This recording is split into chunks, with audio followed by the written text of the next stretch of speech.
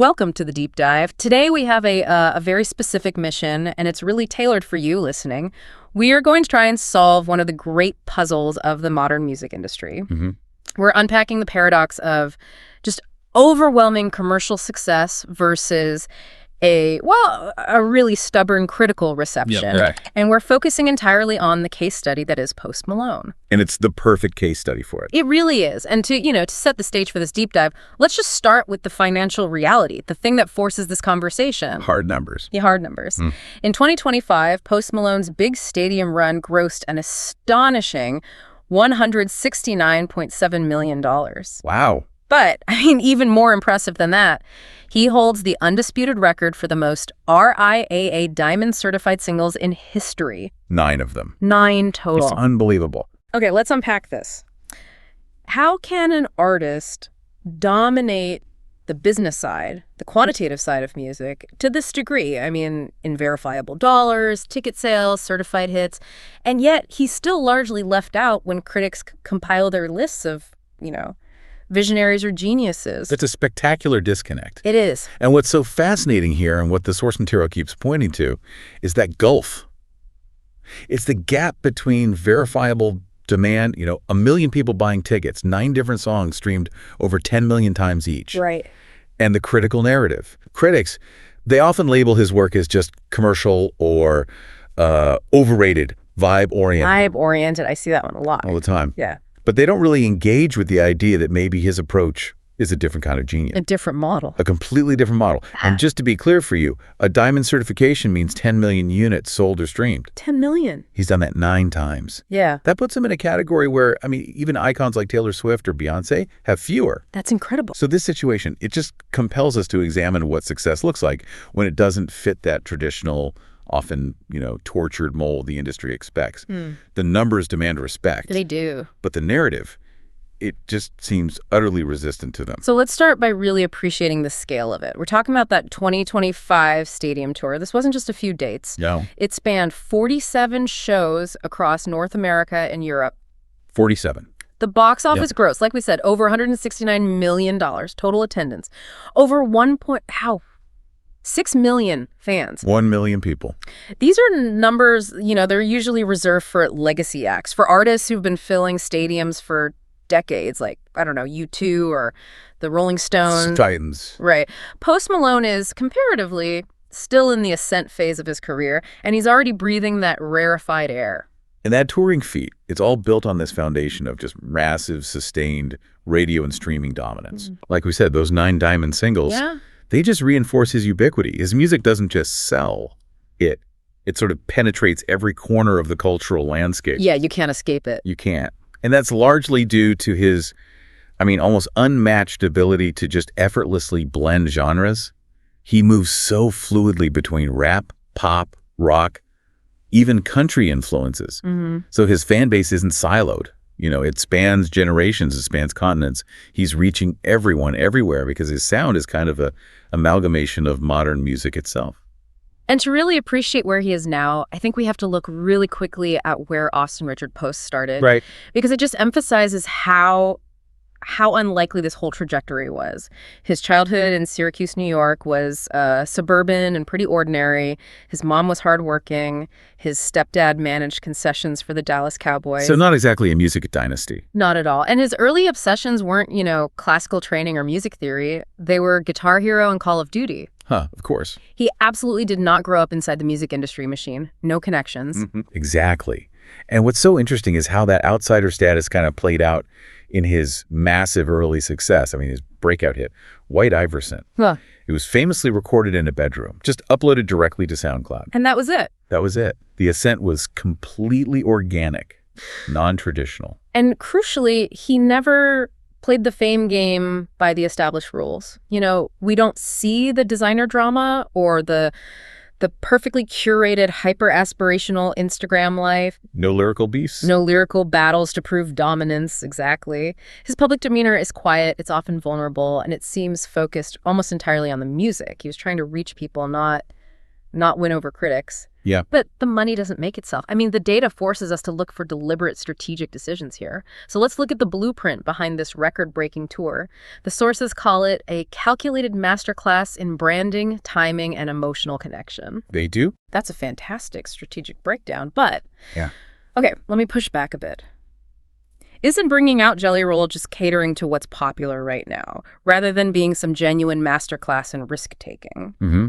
I mean, where's the real genius in just aligning yourself with obvious current hits? Well, that's a fair challenge, but I think the genius wasn't just in the selection. It was in the curation and the messaging.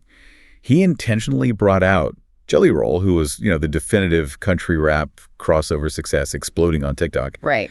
But he put him alongside Sierra Farrell, an indie folk star with a legitimate cult following. Ah. So if we connect this to the bigger picture, this move signaled definitively that the business of music in 2025 is no longer about rigid genre boundaries. It's about shared emotional viral moments that cross demographics. So it was a statement. It was a huge statement. It was unexpected, it was intentional, and it was genius in its cross-pollination. He wasn't just catering to his own hip-hop base.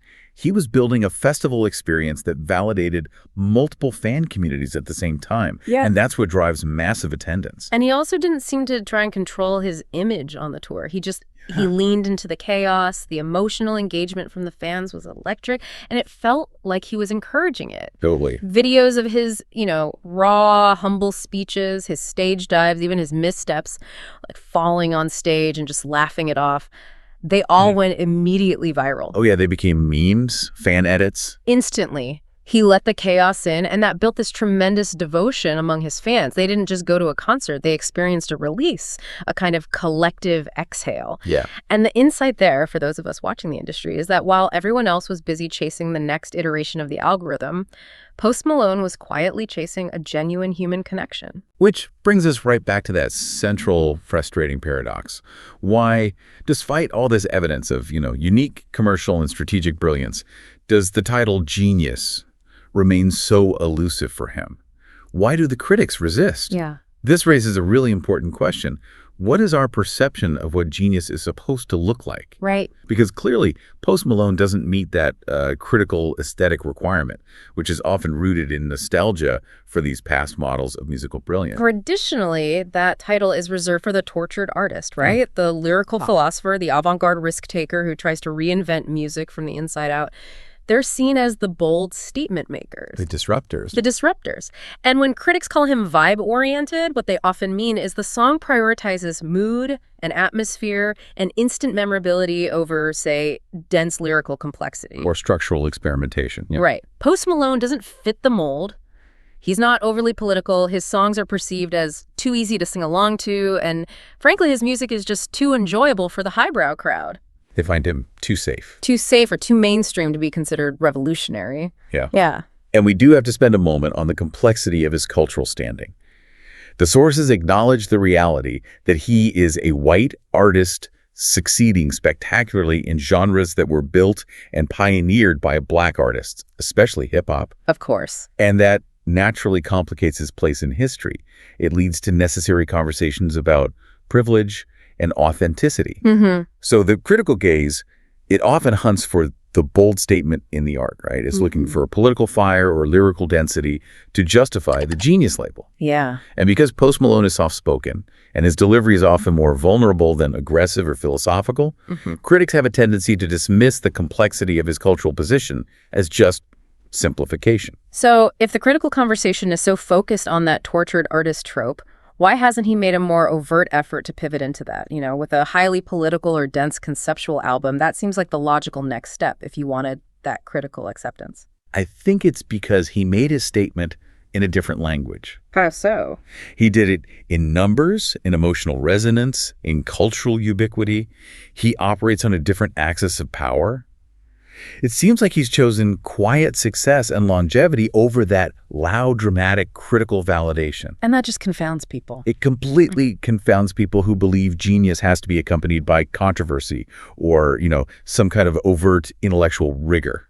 That makes us have to rethink the term entirely.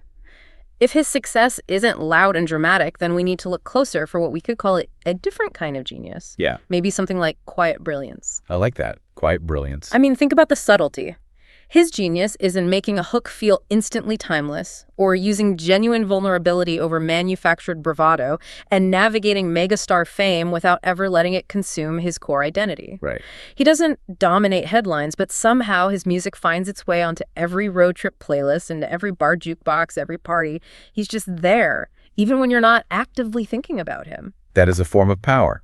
That power of quiet ubiquity is so much more sticky and long-lasting than fleeting controversy. And let's analyze his long-term strategy in an industry that is, absolutely addicted to urgency and the next trending now moment. Yes. Post Malone moves slower than the industry dictates.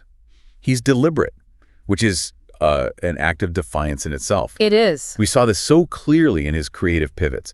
He handled the pandemic years by purposely laying low, letting the cultural noise die down and just allowing people to miss him. Yeah. And then you look at the albums. Hollywood's Bleeding was this massive cinematic statement. Then it was followed by the deeply diaristic 12-Karat Toothache, and then the latest one, the stripped-back, no-feature Austin album. That last one, that's the real tell, isn't it? It is. He chose honesty and musical integrity. Playing instruments, focusing on his voiceover, chasing maximum commercial density, or relying on big features to guarantee hits. He was actively moving away from the immediate commercial peak. Which is so counterintuitive for a megastar. He is using absence strategically. We don't see the cycle of constant scandals or performative social media. He's elusive. He allows the music and the genuine fan experience to speak for him. Right. And this ensures that when he does appear, whether it's on a massive stadium tour or with a new album, it just explodes onto the scene because the hunger for it is real. It's not manufactured by a PR cycle. So when it's all said and done, what's the lesson for you in all this? I think the conclusion we can draw is that genius might be about something deeper than just lyrical acrobatics or critical validation. It's about redefining power and silence, finding influence and softness, and achieving longevity through really a profound self-trust. Yeah. His overall strategy wasn't to push harder against that critical tide, but to understand deeper what his massive audience needed, which was emotional release and simple, honest songs, and to trust his own pace, regardless of what the blogosphere demanded. He outsold the dangerous ones. He did. He let the financial and cultural numbers speak louder than any opinion ever could. And that leaves us with a final provocative thought, building on everything we've just discussed about greatness and strategy. We have to decide, as consumers and critics of culture, how we define power in music. What's the real metric? What is the real metric? Is it disruption or is it depth? Yeah. Is it defined by spectacle or by soul? Because when the noise fades and the lights dim and the crowd goes home, what stays behind is the enduring quality of the work and the reality of the connection. And in Post Malone's case, what is real is an astronomical and a deeply enduring connection to millions of people who pay to hear him sing.